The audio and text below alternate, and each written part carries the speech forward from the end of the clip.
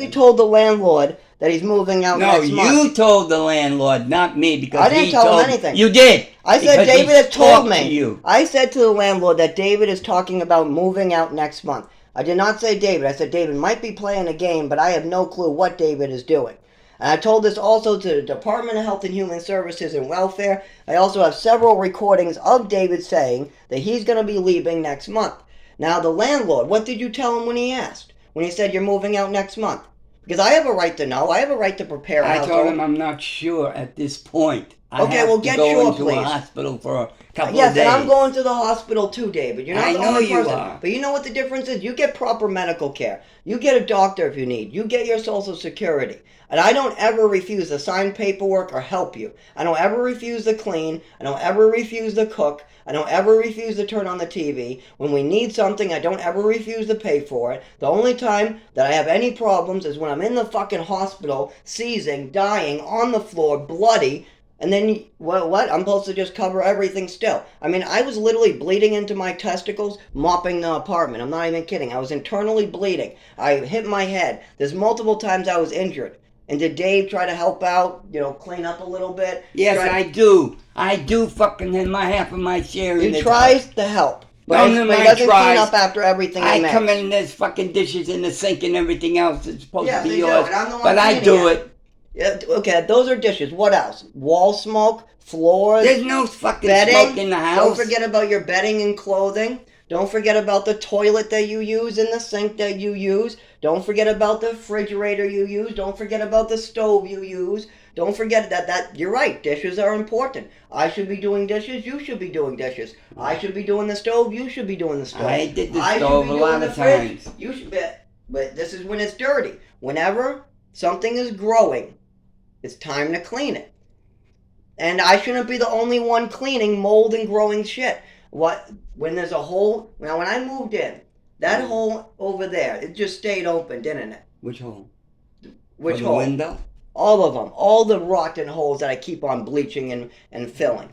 How about all the other things that go on? Why am I the one who comes in and pointed these things out? It's not, I'll come home from work and I'll just be like, oh, look, there's 20 messes that I have to do before I go to sleep. I came back to work last night at about 9:30. I ended up getting the taxi at 9:22. I get home at 9:30, and I'm over there wiping down the stove, cleaning up dishes last night. Now, most of the dishes were mine from cooking cakes and actually making sure that we had something in the refrigerator. Then I wiped, cleaned the stove. I mopped in front of the stove because, in front of the stove and in front of the sink still had crumbs and debris. So when I mopped, I went over it again. And David said he cleaned the floors. Fantastic. But you know what? The carpet wasn't done, so this morning I ended up doing it. After getting everything ready, he wanted the help. I almost let him help, except for I remember last time he did that, he ruined my shoe. So let's not do that. Let's just do it myself. He thinks this is funny because of the way I'm saying it, but the fact is there's too much for a disabled person who's not collecting Social Security and it has only been establishing neurologist. I have a neurologist. I have a GI. I have a urologist. I have a primary care, and I'm trying to get a new established medical care or a new established primary care file or whatever. My mother fucked up a lot of medical files, so we're going through those. I got like 5 years of medical shit to go through. My doctors are telling me whenever I feel seizures coming on or seizure activity or I'm vomiting in the morning to go to the emergency room and don't go to work. But do it when I'm bleeding internally. You know what I do? I make an appointment and I go to work. I clean the house. I'm literally on top of mops and brooms while bleeding into my groin. Literally when my GI and I couldn't bend, the doctors don't want me bending or stretching. What am I doing? I'm still bending and stretching. I'm still finding a lot of stuff. Like for instance, I try to just leave the cat up to Leo. Up to Leo the cat up to David. So I said, David, you think you can feed and give the cat water? He said, yes. I go, okay, there's one thing because I have to bend over onto the floor and the doctors don't want me doing that. It didn't work out. I still had to end up doing that a lot. And that's just because the cat was ending up really, really hungry, running around. He would go a day or so, his water dish would be real dirty, and Dave would help out, but not as often as it was needed. He does help. He will do the dishes here or there. He will do something here or there. He'll go get a little bit of food here or there. but it's not enough to support himself. It's definitely not enough to keep this place clean. It's definitely not enough to keep Leo not healthy. It's not enough not to get me sick. So I spend the time not only paying the bills, investing in this household, investing in repair kits, tools, different things to make this house better. I also invest in trying to move this place forward, my health, making sure my income goes up, but I'm also investing on trying to give David a chance to get his income up. So that way, when we do split up, he has his full Social Security, not just $600 a month or whatever it is. I don't really go through his finances. I just see what he's getting, how much he's spending, and what he complains about. That's all I know. I don't go through his books. He doesn't, that's fine. But the expenses of this place, the cleaning of this place needs to be done. That's all I'm explaining.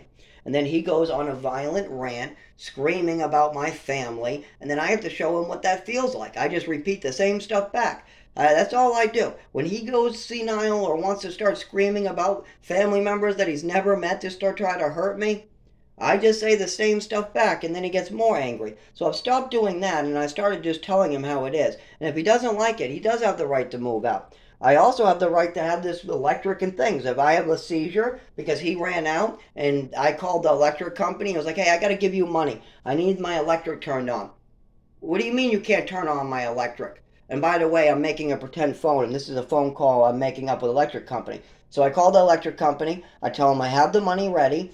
My roommate just moved out a couple days ago, and I need the electric put on in my name. Then they tell me, well, we haven't got any phone calls from him, so we can't do that because his name is still connected to the address, but we need a payment. I'll go, well, I can't contact you, so how can I make a payment? Then my power gets turned off, I have a seizure, and I get put in a wheelchair. Okay, did I try to pay it? I have the money ready. I called the company. I went down there to put it in my name. I proved I lived here. But the problem is that technically David still lives here and has to contact them. If the electric is in somebody else's name, then it just has to be switched over. And that has to be a whole process. We're also waiting, like I said, welfare next Tuesday. I've already made about 4 or 5 trips myself, and I think one of those trips was with David. Now, they have not said they're paying anything. They said that they might be able to help us, but they need a lot more. They want to do it with the cash benefits. I got Social Security working with me, Department of Health and Human Services, food stamp people, welfare. I got all of them, as well as I've been in and out of the hospital with 5 different doctors, and I'm working a full-time job, and I'm taking care of David and the cat. Now, David helps me, but I caregive for him. Those are 2 separate things. And the help that he gives me is like carrying our laundry down the cart or some towels. Like, oh, help, my GI is infected. I just came out of the hospital, and he grabs the other end of the cart to go down 1 flight of stairs. That's the type of help that he gives me. You know, we're both just getting a cart of laundry down the stairs. That's helping. Or maybe he does the dishes and goes back to bed. So he did the dishes. Great. But there's a lot more to be done. There's always more dishes every day. There's always more floor dirt. There's always more mud, especially as winter comes in. As winter comes in, this mold problem becomes bigger. There's more problems in this apartment. And I didn't get to shop this apartment either. It's not like I got to look over the choices in the area. I got a phone call and I just said yes. That was it. I just moved up here blind. I didn't get to take pictures. There was already furniture moved in. Apparently that furniture had bed bugs in it. I got bit like crazy, and me and David were the 2 that had to invest our money in fixing the original bug problem. It wasn't Raymond Hill who brought this furniture in from Dave's company. No, I didn't bring the furniture in from Dave's company. No. Raymond Hill and a bunch of other people brought it in before I even got to live here. And then we get an infestation of bugs that me and David pay for. And now we have another, it came back, so now those bedrooms have to be done again. They're boarded up right now, and this house is a clusterfuck. That's why I've spent about 3 hours cleaning today, even though I gotta say it's more like 2 hours with some breaks in between, 1 hour of that, and I'm about to do the bathroom, and at about 6 I have to stop, because then I gotta go to sleep at about 6 to 7, so I can get up at 3 to 4 in the morning, so I can go to work. When I come back from work tomorrow at 2 p.m., actually I leave work at 2, I won't be home till 3, when I do that, what I'll end up doing is cleaning the house again. I'll check the kitty cat. I might even have to check the cat a lot more because he doesn't have his favorite food. He might cause trouble. I might have to comb him and make sure that there's no sugar or stuff he got into in his fur. Now, while I'm doing all this, what will you be doing, David? I'll be doing some work in the house. Okay. Whatever's left around, I'll just pick it up. Okay.